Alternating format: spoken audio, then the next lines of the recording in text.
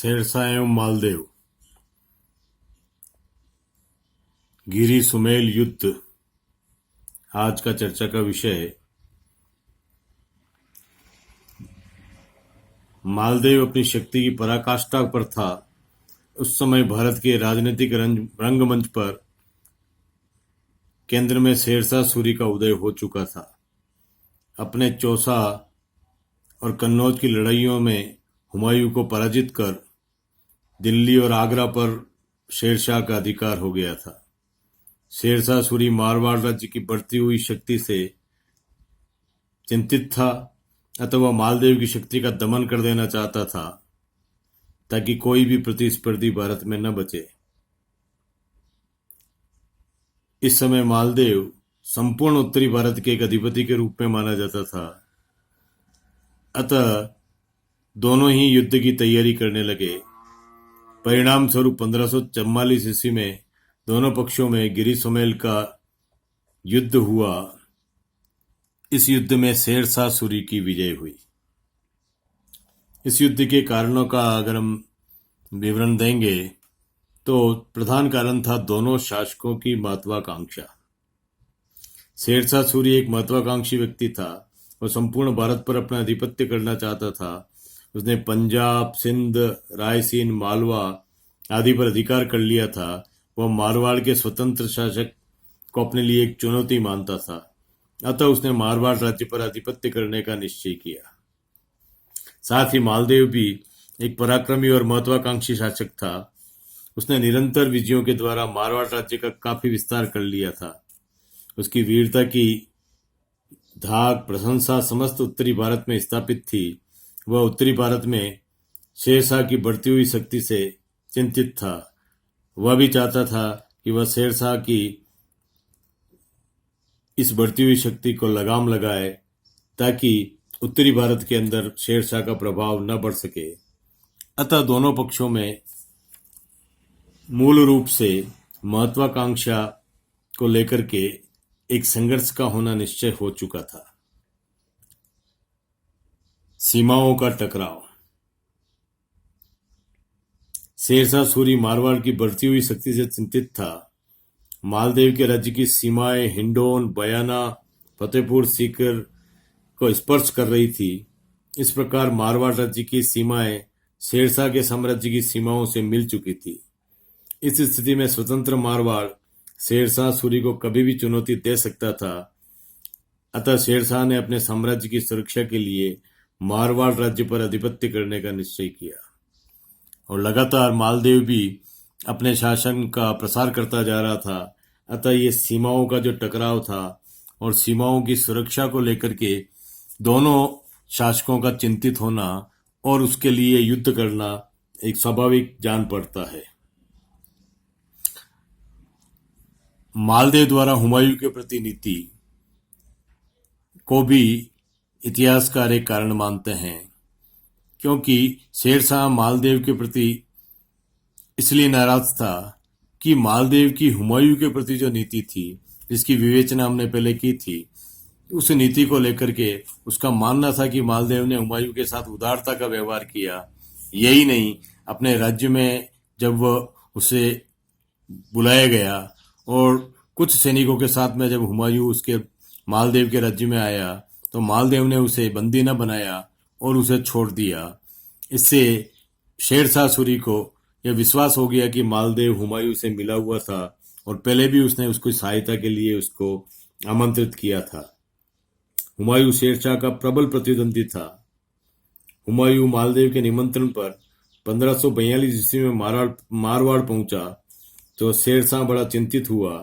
उसने अपने एक दूत द्वारा मालदेव का कहलाया कि हुमायूं को बंदी बना ले और उसके हवाले कर दे, परंतु मालदेव ने शेरशाह के आदेश का पालन नहीं किया। हुमायूं को बंदी बनाकर शेरशाह की सेवा में नहीं भेजा। इससे शेरशाह नाराज हो गया और उसने यह मान लिया कि हुमायूं के साथ में मालदेव के अच्छे संबंध है। अतः उसने तय कर लिया कि मालदेव को दंडित करना आवश्यक है। ये दोनों आपस में मिलकर के कभी भी शेरशाह के साम्राज्य को चैलेंज दे सकते हैं। इस कारण से इस युद्ध का होना माना जाता है। मालदेव के विरोधी राठौड़ों की भूमिका। मालदेव ने मेड़ता और बीकानेर पर अधिकार करके यहाँ के शासकों को अपना शत्रु बना लिया था। मेड़ता के शासक वीरमदेव तथा बीकानेर के शासक कल्याणमल ने शेरशाह सूरी के दरबार में पहुंचकर शरण ले ली थी। मारवाड़ राज्य पर आक्रमण करने का अनुरोध भी किया था। शेरशाह पहले से ही मालदेव की शक्ति का दमन करने का निश्चय कर चुका था, और जब मालदेव के विरोधी राठौड़ सरदारों ने उससे सहायता की मांग की तो शेरशाह ने परिस्थितियों का लाभ उठाना स्वीकार किया। इस तरह से हम देखें कि जो मालदेव ने अपने साम्राज्य विस्तार के लिए, अपने शक्ति के विस्तार के लिए अपने आसपास के राठौड़ों से जो संबंध बिगाड़ लिए थे, उन्हें शत्रु बना लिया था। उन्हीं शत्रुओं के कारण शेरशाह सूरी को इस युद्ध के लिए प्रेरित किया गया, और कालांतर में जाकर के ये युद्ध होता है जिसमें मालदेव की शक्ति पर नियंत्रण लगता है। ये जो मालदेव विरोधी जो राठौड़ शासक थे, उन शासकों की सफलता मानी जाती है। अगला कारण है धार्मिक विद्वेष। कुछ विद्वानों का मत है कि शेरशाह सूरी ने धार्मिक भावना से प्रेरित होकर मारवाड़ पर आक्रमण किया था। तारीख शेरशाह से ज्ञात होता है कि उसने काफिर मालदेव को समूल नष्ट करने के लिए मारवाड़ पर सैनिक अभियान किया था, परंतु कई इतिहासकार इस मत को स्वीकार नहीं करते। उनका मानना है कि तत्कालीन परिस्थितियों में जो मालदेव की नीतियां थी और जो विरोधी राठौड़ों का जो एक संगठन बन चुका था, साथ ही हुमायूं के प्रति जो मालदेव का झुकाव था, इसी कारण से शेरशाह सूरी ने मारवाड़ पर आक्रमण किया था, किसी धार्मिक कारण से आक्रमण नहीं किया था। सुमेल का युद्ध उपयुक्त कारणों से प्रेरित होकर शेरशाह सूरी ने मालदेव पर आक्रमण करने का निश्चय किया। मारवाड़ राज्य पर आक्रमण करने के लिए 1513 ईस्वी में उसने 80,000 सैनिकों तथा एक शक्तिशाली तोपखाने के साथ आगरा से प्रस्थान किया। बीकानेर का राव कल्याणमल भी उसकी सेना में साथ था। शेरशाह की सेनाएं दिल्ली नारनौल होते हुए फतेहपुरी शेखावटी पहुंची और यहां से डीडवाना पहुंची। शेरशाह ने अपने पक्ष को सुदृढ़ करने के लिए समेल में जाकर अपने डेरे डाले। उसने अपनी सुरक्षा व्यवस्था को मजबूत बनाया। चारों ओर खाइयां खोदी गई और जहां खाइयां बनाना संभव नहीं था, वहां रेत के बोरे की आड़ कर ली गई। मालदेव ने भी गिरी नामक गांव में अपनी सेना के डेरे डाले। उसने भी अपने शिविर की सुरक्षा के लिए आवश्यक कदम उठाए। इस प्रकार लगभग 1 मास तक दोनों सेनाएं युद्ध की तैयारी करती रही, और इस तरह से 1 माह तक दोनों सेनाएं आमने सामने भी रही। इस समय मालदेव की स्थिति अधिक सुदृढ़ थी, तो शेरशाह ने कूटनीतिक चाल जो थी वो युद्ध के मैदान में चली। उसने आवश्यकता पड़ने पर आसपास के प्रदेशों से रसद एवं सैनिक सहायता प्राप्त करने की मालदेव की स्थिति को देखते हुए यह भाप लिया था कि यहां पर मालदेव अत्यधिक शक्तिशाली सिद्ध होगा, परंतु शेरशाह ने अपनी स्थिति को सोचनी देखते हुए दिल्ली से कई मील दूर पड़ाव डाल रखा था, अतः उसे रसद और सेना के आने की कमी की व्यवस्था उसे करनी थी। दूसरी ओर मालदेव और शेरशाह की सैनिक शक्ति में कोई बड़ा अंतर नहीं था, अतः शेरशाह ने राजपूतों में फूट डालने का निश्चय किया। ख्यातकार नैन्सी का मानना है कि मेड़ता के वीरम ने 20,000 रुपये मालदेव के सेना नायक कूपा के पास भिजवाकर कहलवाया कि वह उससे कंबल खरीद ले। इसी तरह उन्होंने जेता नामक सरदार के पास भी 20,000 रुपये बेचकर यह कहलवाया कि वह उसके लिए सिरोही की तलवारें खरीदे। इसी के साथ साथ उसने मालदेव को यह सूचना भिजवाई कि उसके सेना नायकों ने शत्रु से घूस लेकर उसके साथ मिल जाने का निश्चय कर लिया है। जब इसकी जांच करवाई गई तो जेता और कूपा के डेरे में रुपए मिले। इस घटना से मालदेव को धोखे का निश्चय हो गया और वह युद्ध स्थल छोड़कर सुरक्षा के प्रबंध में लग गया। इतिहासकार फरिश्ता का मानना है कि शेरशाह ने हिंदुओं की भाषा में मालदेव के सरदारों की ओर से अपने नाम पर इस आशय के जाली पत्र भिजवाए कि राजा के अधीनस्थ बन जाने के कारण हम उसके साथ आ गए हैं, परंतु गुप्त रूप से हमारी उससे शत्रुता बनी हुई है। यदि आप हमारा अधिकार पुनः हमें दिला दें तो हम आपकी सेवा करने और आपकी अधीनता स्वीकार करने के लिए तैयार हैं। इन पत्रों में एक सिरे पर शेरशाह ने फारसी भाषा में लिखवाया, भय न करो, प्रयत्न करते रहो और मेरे पर विश्वास रखो कि तुम्हारी आशाएं पूरी हो जाएगी। फिर इनमें से कुछ पत्र जानबूझकर ऐसे स्थान पर डलवा दिए गए जहां मालदेव की दृष्टि उन पर पड़ गई। उसे सरदारों की ओर से एक आशंका पैदा हो गई और स्वयं लड़ाई के प्रति उदासीन होकर के लड़ाई के लिए युद्ध के लिए आनाकानी करने लगा। सामेल युद्ध की घटनाएं मालदेव शेरशाह सूरी की कूटनीतिक चाल का शिकार बन गया। उसे अपने दो प्रमुख सरदारों जेता और कूपा पर अविश्वास हो गया और लगभग आधी सेना लेकर युद्ध क्षेत्र से भाग निकला। जेता कूपा ने साहस ही नहीं छोड़ा और लगभग 20,000 सैनिकों को लेकर शेरशाह सूरी की सेना का मुकाबला किया। राजपूतों ने अफगानों पर ऐसा भीषण प्रहार किया कि अफगानों के पांव उखड़ने लगे, परंतु इस समय जलाल खां जलवानी एक सैनिक टुकड़ी के साथ रिजर्व फोर्स के साथ युद्ध के मैदान में आ पहुंचा। उससे अफगानों की स्थिति मजबूत हुई। राजपूतों ने शेरशाह की सेना का वीरतापूर्वक मुकाबला किया, परंतु अंत में उनकी पराजय हुई और जेता और कूपा तथा हजारों राजपूत लड़ते हुए खेत रहे। राठौड़ों की अनुपम वीरता से प्रभावित होकर शेरशाह के मुंह से ये शब्द निकल पड़े कि मैं एक मुट्ठी भर बाजरे के लिए मैं हिंदुस्तान की बादशाहत को खो देता। इस विजय के पश्चात शेरशाह सूरी ने अजमेर, जोधपुर आदि पर अपना आधिपत्य स्थापित कर लिया। इस तरह से हम देखते हैं कि जो युद्ध की जो नीतियां बताई गई है, जो 4 नीतियां प्रसिद्ध रही है, साम, दाम, दंड और भेद। तो साम, दाम, दंड और भेद की नीति में सबसे पावरफुल जो नीति है, सबसे कारगर जो नीति है, उसको भेद की नीति माना गया है कि जब साम से काम नहीं चले, दाम से काम नहीं चले, दंड से काम नहीं चले, तो भेद नीति ऐसी है कि जिसके द्वारा विजय प्राप्त की जा सकती है। और इसी भेद नीति का एक सफल प्रयोग हमें शेरशाह का इस गिरी सुमेल के युद्ध में देखने को मिलता है कि किस तरह से शेरशाह ने जो विश्वसनीय सामंत थे मालदेव के, जेता और कूपा, जो कि बड़े विश्वास के साथ में, आस्था के साथ में मालदेव के साथ में सन्नद्ध थे और दोनों वीर थे और दोनों को अपनी वीरता पर इतना भरोसा था कि वे मालदेव के साथ मिलकर के शेरशाह को पराजित कर सकते थे। अतः शेरशाह ने उन्हीं के प्रति आशंका पैदा करके मालदेव को युद्ध के बीच में ही अपनी आधी सेना लेकर के भागने पर विवश कर दिया। निश्चित रूप से अगर मालदेव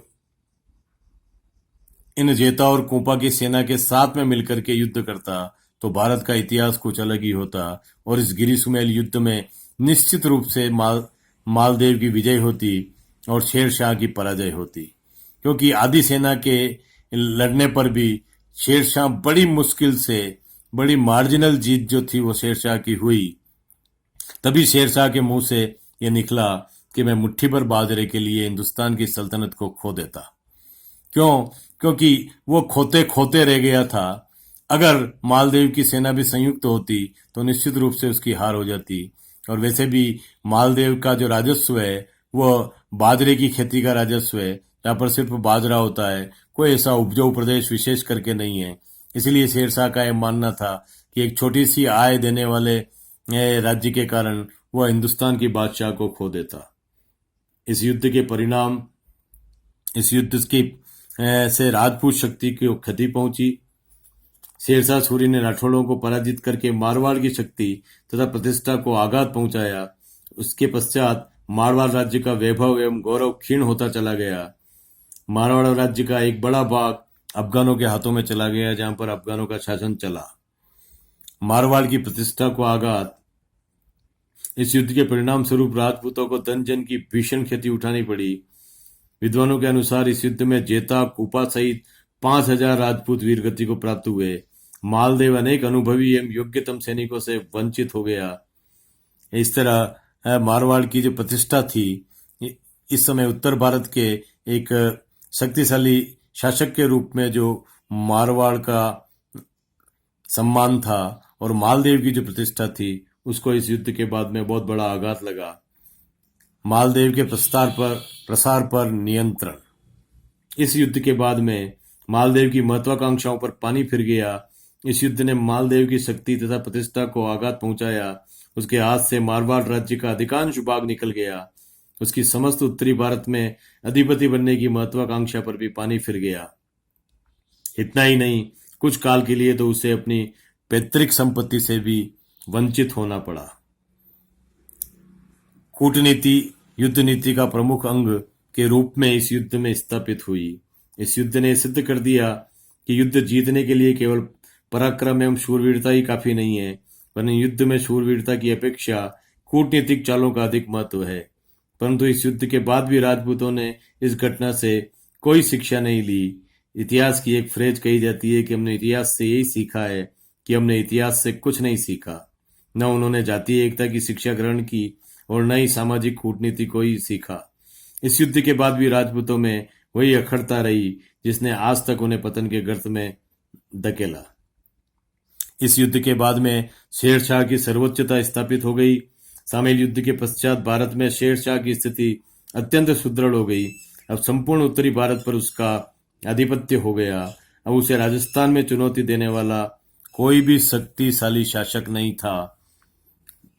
इस तरह शेरशाह की सर्वोच्चता स्थापित इस युद्ध के बाद ही हुई। चौसा के बाद में उसकी सर्वोच्चता स्थापित नहीं हुई थी, लेकिन गिरी सुमेल के युद्ध के बाद में शेरशाह की सर्वोच्चता स्थापित हो गई। शेरशाह की कीर्ति कलंकित भी हुई। सामेल के युद्ध में शेरशाह ने छल कपट के बल पर जीता था, जिससे उसकी कीर्ति पर कलंक का टीका भी लगा। इस निर्णायक युद्ध के आधार पर उसे महान विजेता की संज्ञा नहीं दी जा सकती।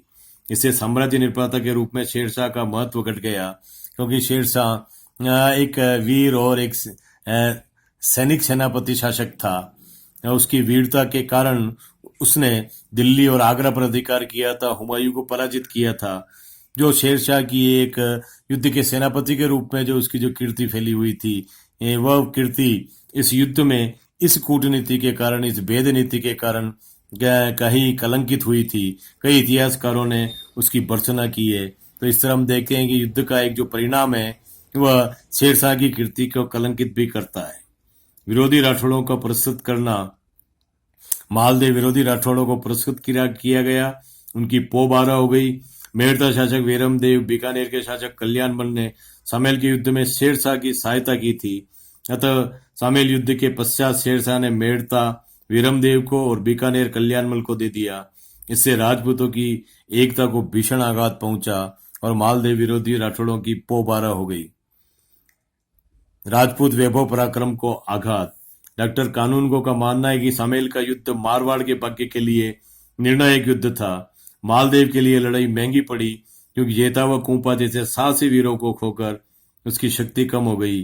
सामेल के युद्ध के पश्चात राजपूतों के वैभव और स्वतंत्रता का एक अध्याय समाप्त हो गया, जिसके पात्र पृथ्वीराज चौहान, हमीर चौहान, महाराणा कुंभा, महाराणा सांगा और मालदेव थे, जहां से एक आश्रितों के इतिहास का युग प्रारंभ होता है, जिसके पात्र वीरम, कल्याणमल, मिर्जा राजा जय सिंह, अजीत सिंह आदि थे। इस तरह से गिरी समेल का युद्ध जो है, एक मनोवैज्ञानिक रूप से भी हम देखें तो संघर्ष धर्मा शासकों का जो एक युग था वह समाप्त हो गया, और उसके बदले में हम देखें कि आश्रितों का एक युग शुरू हुआ और आश्रित एक प्रवृत्ति शुरू हुई, कि जिसके कारण हम देखते हैं कि कालांतर में आगे जाकर के इस मारवाड़ क्षेत्र में, विशेष करके राजपूताना के इस मारवाड़ क्षेत्र में राज्याश्रय पाकर के और उस राज्याश्रित होकर के उस विदेशी शासकों के हित में अपनी शक्ति का विनिवेश राजपूताना में किया जाने लगा, जिसका बड़ा उदाहरण हमें अकबर के समय जाकर देखने को मिलता है कि किस तरह मारवाड़ के सभी शासकों ने राज्याश्रित होकर के, अकबर के आश्रित होकर के मेवाड़ की शक्ति के दमन करने के लिए बार बार प्रयास भी किए। इस तरह हम देखते हैं कि गिरी सुमेल युद्ध का जो एक पहचान है वह उसने एक संघर्ष धर्मा राजाओं का एक युग को अवसान का प्रतीक के रूप में है, और आश्रितों के द्वारा अपने राज्य को बचा करके विदेशी और केंद्रीय शासक का गुणगान करके अपने साम्राज्य को बना करके रखने की जो ये दो प्रवृत्तियां हैं, ये दो प्रवृत्तियां गिरी सुमेल के युद्ध का एक बहुत बड़ा परिणाम कही जा सकती है। और इसका ही प्रभाव आगे जाकर के संपूर्ण इतिहास पर हमें देखने को मिलता है कि पूरे इतिहास पर राजपूताना के स्थान पर ही नहीं, अपितु भारत के इतिहास पर भी इस युद्ध का प्रभाव हमें देखने को मिलता है। धन्यवाद।